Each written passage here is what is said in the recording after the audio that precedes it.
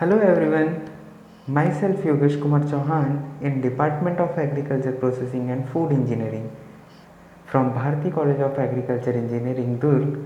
Our course title is EPE 5211 Engineering Properties of Agriculture Produce and topic is Thermal Properties of Food Materials.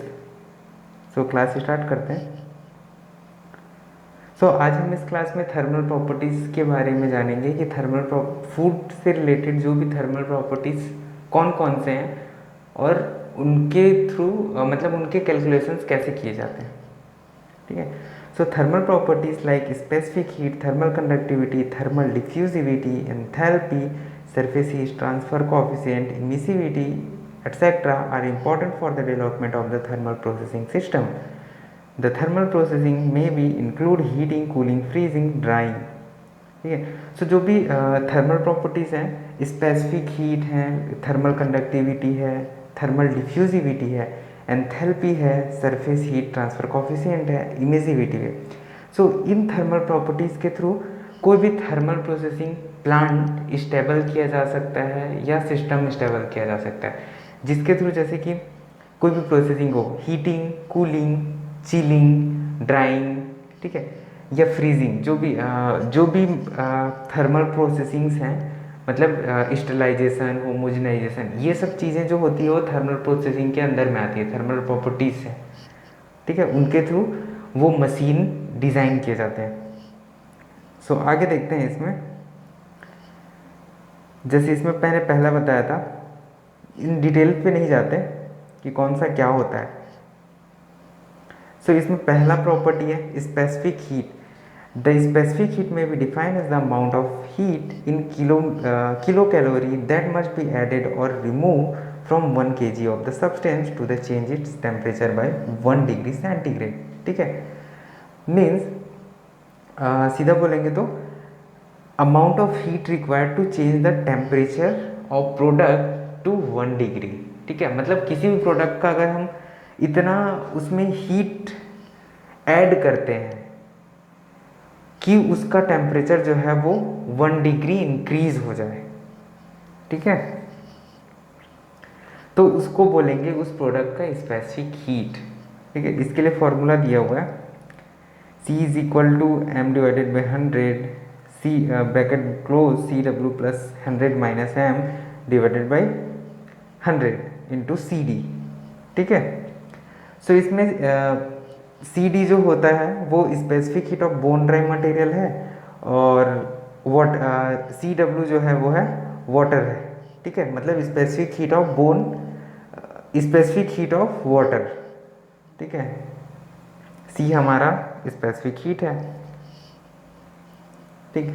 जैसे इसमें note down पे लिखा है कि अगर मॉइस्चर इतना परसेंट हो ग्रेन की, then specific heat of the bone grain materials जो होंगे उनकी स्पेसिफिक हीट जो होगी वो 0.35 to 0.45 kilo calorie per KG degree centigrade होगी. ठीक है. इसको हम लोग एनालिसिस के लिए हम लोग क्या यूज़ करते हैं, DSC, डिफरेंशियल स्कैनिंग कैलोरीमीटर. ठीक है. इसमें जस्ट अपने को प्रोडक्ट फील करना रहता है, मतलब उसमें रखना होता है. रखने के बाद वो हर चीज़ डिजिटली अपने को शो करा देगा कि उसकी स्पेसिफिक हीट क्या होती है. ठीक है. दूसरा देखते हैं हम thermal conductivity. The thermal conductivity में be defined as the rate heat flow through unit thickness of material per unit area normal to the direction of heat flow as per unit time for unit temperature difference. It is measured of ability of the material to the conduct heat. The thermal conductivity can be expressed by the following equation. ये जो equation है ना वो conduction का equation है. Conduction में ये heat transfer process है एक, जिसमें प्रोडक्ट से हीट ट्रांसफर किया, मतलब बाहर से हीट प्रोडक्ट को दिया जाता है और प्रोडक्ट्स में हीट ट्रांसफर होता है. ठीक है. जो HMT का पार्ट है, कंडक्शन, कन्वेक्शन, रेडिएशन. ठीक है. इसके थ्रू हम प्रोडक्ट्स में जो भी हीट ट्रांसफर प्रोसेस होते हैं उसमें 3 प्रोसेस होते हैं, conduction, convection, radiation. Conduction means same, अगर सेम प्रोडक्ट में हो तो सेम मटेरियल में. कन्वेक्शन 2 मीडियम में मीन्स एक एयर होगा, एक दूसरा हमारा प्रोडक्ट होगा. तीसरा रेडिएशन में हम लोग रेडिएटर के थ्रू करेंगे, ठीक है, मतलब जो भी जैसे कि अपना माइक्रोवेव्स होते हैं उसके थ्रू, ठीक है। तो इसका फॉर्मूला है Q इज इक्वल टू के ए एंड डेल टी, ठीक है। Q जो होता है amount of heat flow kilo calorie में, A जो होता है वो एरिया, ठीक है, मीटर स्क्वायर में, डेल टी जो होता है टेम्परेचर डिफरेंस, ठीक है, T1 T2 का डिफरेंस होता है इनपुट और आउटपुट जो पास होने के बाद, ठीक है। फिर if the m is the moisture content of the grain then thermal conductivity of wheat can be expressed as follow. So ये अगर उसमें मॉइस्चर कंटेंट है ग्रेन का, ठीक है, देन उसके लिए ये रिलेशन बताया है कि थर्मल कंडक्टिविटी का इसके टर्म में रिलेशन क्या होगा। सो मैंने कुछ और इसके अलावा मैंने एक और डेफिनेशन देखा था,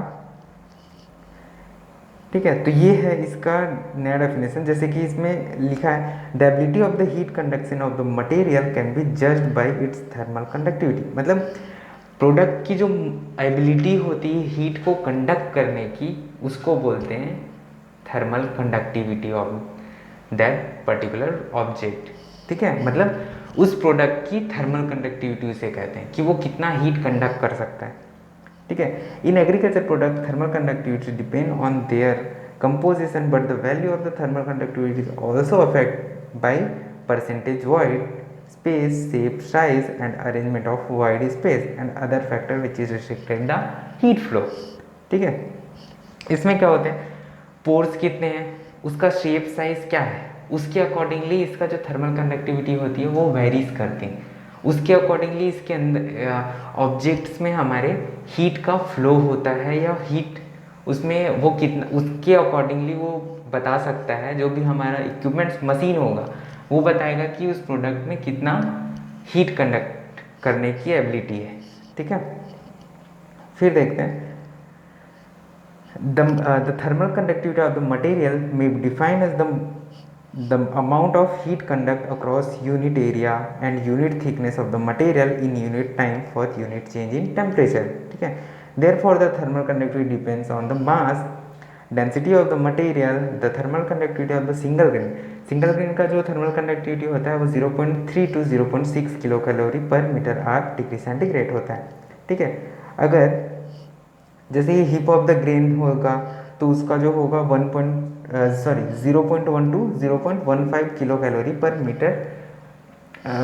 मीटर पर आवर, ठीक है, डिग्री सेंटीग्रेड होगा, ठीक है। फिर उसके बाद इसमें और दिया गया है कि क्वाइट लोअर होगा तो 0.02 होगा, ठीक है। फिर इसके बाद इसने कुछ, ये डेरिवेशन भी सिमिलर है बट इसने कुछ चेंजेस किए हैं इसमें, ये कंडक्शन का लॉ है, ठीक है। The thermal conductivity can be determined by the following equation, ठीक है। सो ये हमारा इक्वेशन है Q इज इक्वल टू ए के T1 minus T2 divided by T, ठीक है।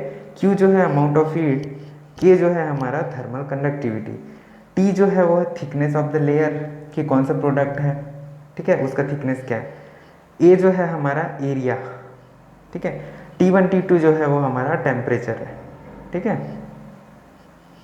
जैसे कि ये T1 ये हमारा प्रोजेक्ट जो भी है, ये T2, ठीक है, उनका डिफरेंस है उसके थ्रू, ठीक है। सो इसका डिटर्मिनेशन कैसे किया जाता है वो देखते हैं। The measurement of the thermal conductivity of the agriculture grain pose much problem because it is depend on the structure and chemical composition of the grain. The thermal conductivity probe is used for the measuring the thermal conductivity. Most of the food product are linear heat sources. Thermal conductivity probe is given. The probe consists of the hypodermic needle of 0.66 mm, ठीक है। इसमें क्या है, ये हमारा needle है, ठीक, जिसमें क्या है वायर्स लगे हैं, ठीक। इस वायर्स को हीटिंग वायर के साथ ऐड किया गया, मतलब, ठीक है, जब इसको हम लोग सैंपल में डिप करते हैं, ठीक है, इसको हम लोग सैंपल में डिप करते हैं तो ये डायरेक्टली अपने को डिजिटली वैल्यूज बता देता है 30 सेकेंड्स, अराउंड 30 to 40 सेकेंड्स में ये अपने को वैल्यू बता देगा कि उसमें थर्मल कंडक्टिविटी प्रोडक्ट की कितनी है। ठीक है, इसमें बाकी ये डिटेल्स लिखें कि नीडल्स होते हैं वो क्या वर्क करते हैं, किससे कनेक्टेड होता है। ठीक है, हीटेड वायर होता है, इंसुलेटेड होता है। ठीक, फिर इस फॉर्मूला के बेस पे वो कैलकुलेट करके बता देता है ऑटोमेटिकली। अगर हम ये वैल्यूज़ ले रहे हैं, ये ओल्ड वर्जन जो है, मतलब ये जो भी इक्विपमेंट्स है ये ओल्ड है, मतलब बहुत पुराना टेक्निक है मेज़र करने के लिए। सो आज के डेट में कुछ नया टेक्निक यूज़ किया गया है, जैसे कि ये। ठीक है, ये मेरा एमटेक का थीसिस वर्क था, तो इसीलिए मैंने ये ऐड कर दिया इसमें, शायद इससे हेल्प हो सके कि ये दिखता कैसे है और एनालिसिस कैसे किया जाता है। तो जैसे इसको बोलते हैं थर्मल प्रॉपर्टी एनालाइजर। ठीक है, सो जैसे कि ये हमारा सिस्टम है, इसका ऑपरेटिंग सिस्टम, और इसमें हमारी वायर्स के साथ निडल्स है। ठीक है, निडल्स है, इसको इन निडल्स को इसके साथ कनेक्ट करके, यहाँ से कनेक्ट करके मैंने इस रोज़ पेटल का थर्मल एनालिसिस किया था, थर्मल प्रॉपर्टी एनालिसिस किया था। ठीक है, एक फ्रेश का और एक ड्राई का, after drawing and before drawing product का थर्मल प्रॉपर्टीज़ में क्या चेंजेस आए। ठीक, तो इसमें क्या था, पहले हम कंटेनर को पूरी तरह से फिल कर लेते हैं। ठीक, मीन्स जैसे कि कंटेनर को हाफ फिल करेंगे, हाफ फिल करने के बाद उसको निडल्स को उसमें डालेंगे। ठीक है, इसमें ऐसे टाइप्स के निडल हैं, जैसे ये है, तो ये एक निडल यहाँ पे होगा, दूसरा निडल विक्स एक साथ होगा, और ये हमारा वायर। ठीक है, ये हमारा वायर, इस निडल को इसमें डिप किया जाता है। तो इसमें डिप किया, हाफ फिल किए, फिर उसके बाद निडल को इसमें डिप किए, फिर उसके बाद पूरी तरह से कवर कर दिए। उसके बाद ये 30 to 40 सेकेंड्स में अपने को रीडिंग देता है। इसके साथ साथ ये हमको 4 से 5 वैल्यूज़ देते हैं, जैसे कि thermal conductivity, diffusivity, latent heat, specific heat, और हमको टेम्परेचर भी इंडिकेट करता है। ठीक है, सो आगे देखते हैं एंथैल्पी।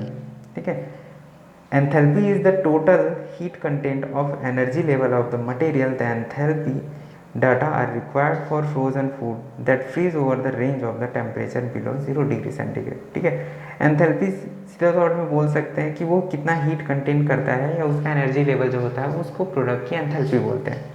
ठीक है, इसके लिए फॉर्मूला दिया हुआ है H2 minus H1 is equal to MCP T2 minus T1 plus MXWL। ठीक है, W जो है वो सबस्क्रिप्ट है, वो वाटर फ्रैक्शन है। ठीक है, वाटर फ्रैक्शन है। H2H1 जो है वो एंथैल्पी डिफरेंस है। ठीक है, एंथैल्पी है जिसका डिफरेंस है हमारा H2 माइनस H1।